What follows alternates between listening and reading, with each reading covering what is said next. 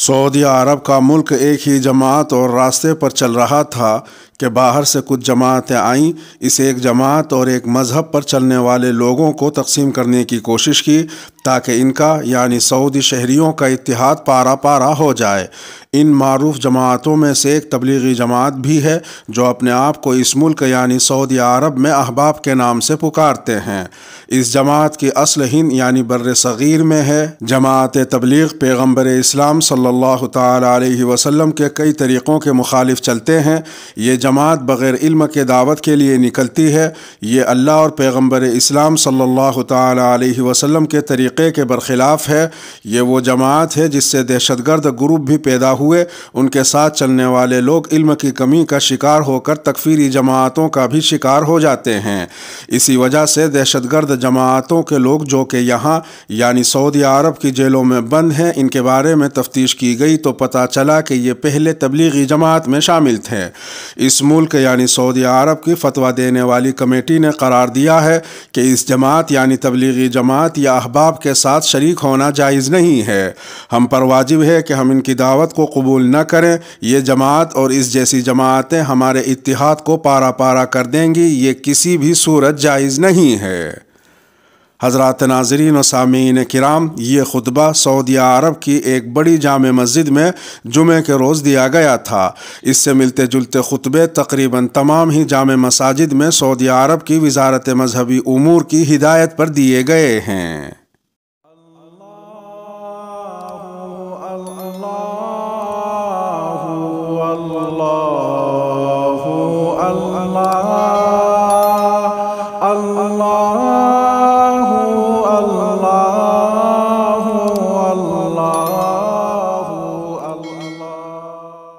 السلام علیکم ناظرین، سلامتی ہو آپ پر جہاں بھی آپ ہوں۔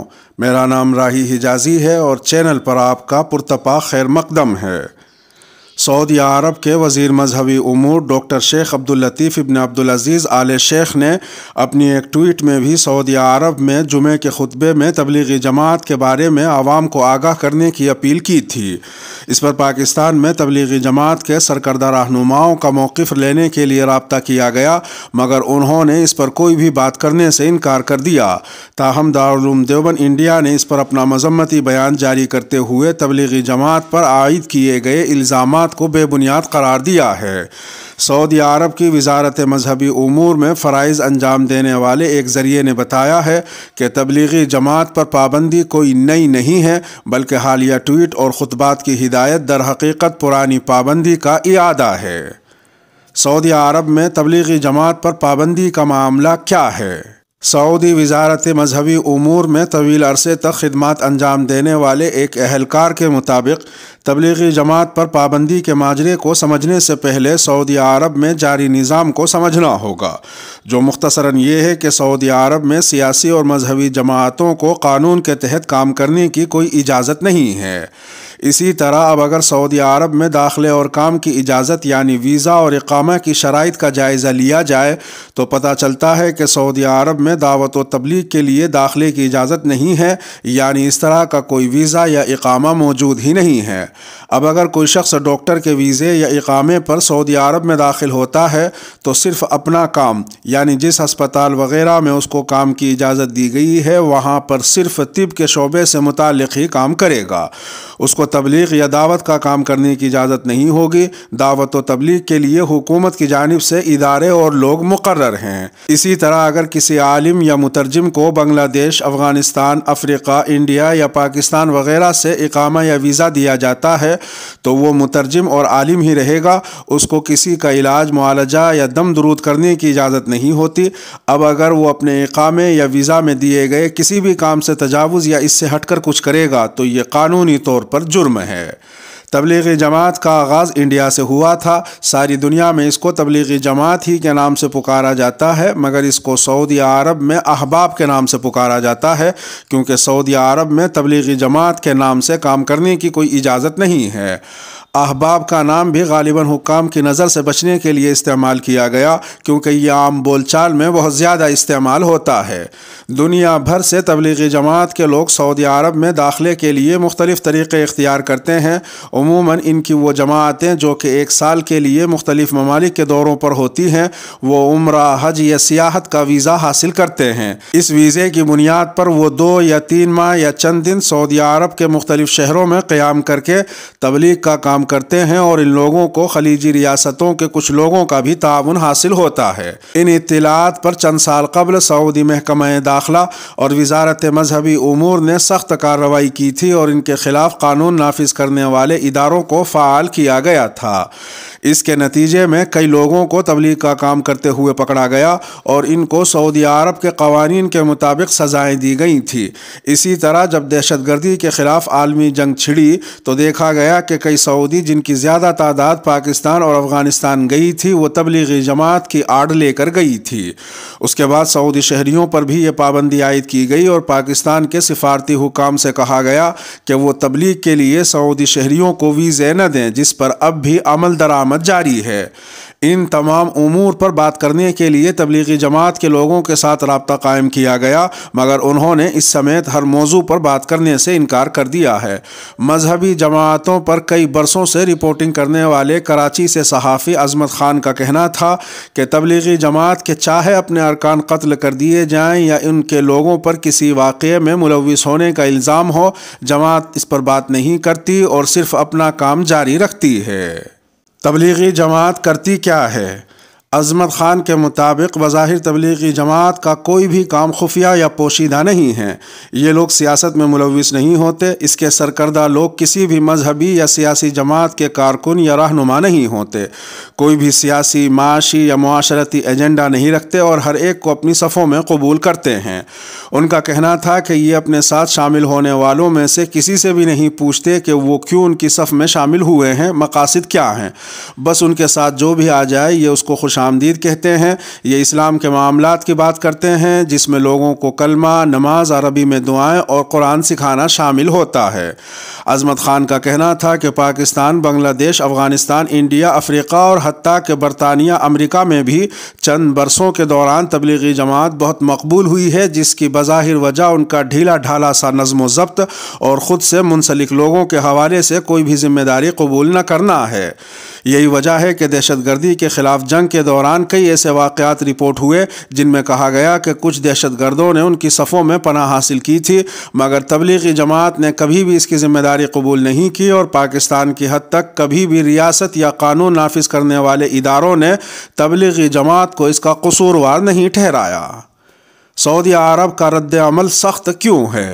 مذہبی جماعتوں پر طویل عرصے سے رپورٹنگ کرنے والے صحافی صبوغ سید کے مطابق ایسی اطلاعات آتی رہی ہیں کہ سعودی عرب میں دہشت گرد قرار دی گئی تنظیموں، القاعدہ اور اخوان المسلمین وغیرہ کے لوگوں کے علاوہ فرقہ واریت میں ملوث تنظیموں کے لوگوں نے بھی کسی نہ کسی طرح تبلیغی جماعت کی صفوں میں شامل ہو کر اپنی سرگرمیاں جاری رکھیں۔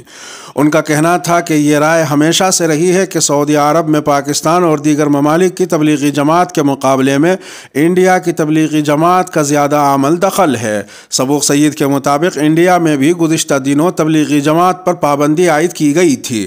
ان کا کہنا تھا کہ ایسے واقعات موجود ہیں جن میں پاکستان کے سیکیورٹی اداروں نے بظاہر تبلیغی جماعت کے ساتھ مصروف عمل لوگوں کو تبلیغ کے دوران گرفتار کیا تھا، جن میں کچھ سعودی شہری اور دیگر بھی شامل تھے، جس کے بعد سے سعودی شہریوں کو تبلیغ کے نام پر کچھ عرصے سے ویزے جاری نہیں کیے جا رہے ہیں، اور اس کی وجہ سعودی حکومت بھی ہو سکتی ہے۔ صبوغ سید کے مطابق بظاہر ایسے لگتا ہے کہ سعودی حکومت کو یہ شبہ ہے کہ اپنے ملک میں احباب کے نام سے مشہور تبلیغی جماعت کی صفوں میں بڑی تعداد میں ایسے لوگ شامل ہیں جو موجودہ سعودی فرمانروا کے خلاف شدید جذبات رکھتے ہیں۔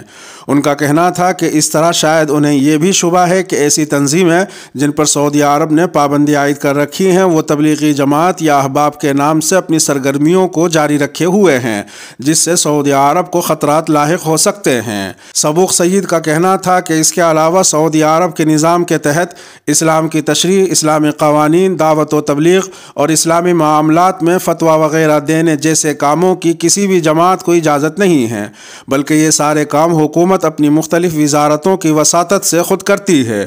اس صورتحال میں بھی وہاں پر تبلیغی جماعت یا احباب کے کام کرنے کی گنجائش نہیں بنتی۔ ان کا کہنا تھا کہ سعودی حکام کی جانب سے حالیہ ٹویٹ اور جمعے کے خطبات میں تبلیغی جماعت کے حوالے سے ایک بار پھر بات کرنے کا مطلب تبلیغی جماعت یا احباب کے لوگوں کو وارننگ جاری کرنا ہو سکتا ہے، جس میں ممکنہ طور پر اگر کوئی سرگرمی سعودی حکومت کی نوٹس میں آئی تو اس پر شدید کارروائی بھی ہو سکتی ہے۔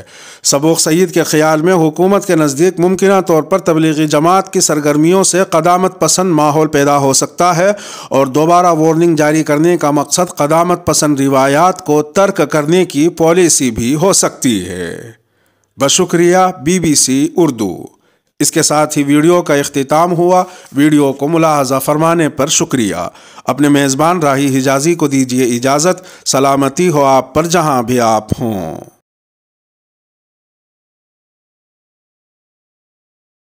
حضرات ناظرین و سامعین کرام، آپ کے میزبان راہی حجازی کی طرف سے یہ اپلیکیشن ہے اور اس میں بہت ساری چیزیں رکھی گئی ہیں۔ یہاں پر آپ دیکھیں گے کہ قرآن و حدیث جو ہیں، جب بھی آپ اپلیکیشن میں آئیں گے تو یہ تبدیل ہو جائے گی جی۔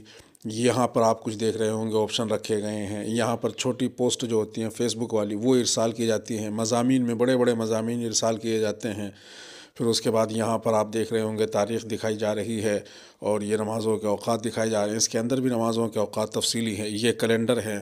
کچھ آپشن یہاں پر رکھے گئے ہیں اور اصل جو سیکشن رکھے گئے ہیں وہ جو 3 لائن مینیو ہے، اس کو جب آپ پریس کریں گے تو اس کے اندر آپ کو نظر آئیں گے۔ یہ دیکھیے، یہ سب آپ کے سامنے ہے۔ اور اپلیکیشن ڈاؤن لوڈ کرنے کے بعد اس اپلیکیشن کو استعمال کس طور سے کرنا ہے، اس تعلق سے ساری ویڈیو یہاں پر رکھی گئی ہیں۔ تعلیمی ویڈیوز کے اندر اس کو جب آپ پریس کریں گے تو سکھانے کے لیے جتنی ویڈیوز ہیں وہ یہاں آپ کو مل جائیں گی۔ اس کو پلے اسٹور سے ڈاؤن لوڈ کس طور سے کریں گے تو اس کے لیے آپ کو سرچ کے خانے میں آپ کشکول اردو لکھ دیجئے یا راہی حجازی لکھ دیجئے۔ میں راہی حجازی لکھ رہا ہوں، چاہے اردو میں لکھیں آپ، چاہے انگلش میں لکھیں تو وہ آپ کے سامنے آ جائے گا۔ دیکھیے، یہ ہے کشکول اردو راہی حجازی، یہ اس کا لوگو ہے۔ اس پہ ٹچ کر لیجئے اور پھر اس کے بعد یہاں سے اس کو انسٹال کر لیجئے۔ اس میں یہ گھڑی بھی دی گئی ہے جس کے اندر کئی ساری چیزیں دیکھیں۔ آج 15 دسمبر ہے تو تاریخ بھی نظر آ رہی، بدھ آج کا دن بھی نظر آ رہا ہے۔ 10 جمادی الاولیٰ جو اسلامی تاریخ ہے وہ بھی نظر آ رہی ہے اور ایسے ہی ٹائم بھی نظر آ رہا ہے۔ اس کے بعد لوکیشن بھی نظر آتی ہے، آپ کی جو لوکیشن ہوگی وہ بھی یہاں نظر آئیں گی۔